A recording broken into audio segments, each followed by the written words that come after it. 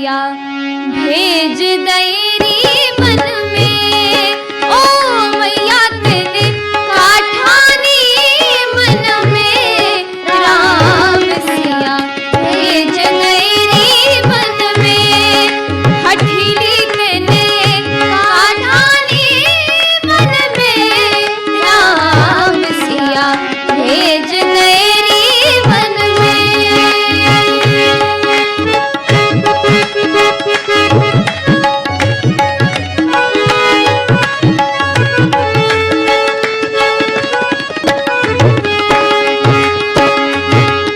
जदपि भरत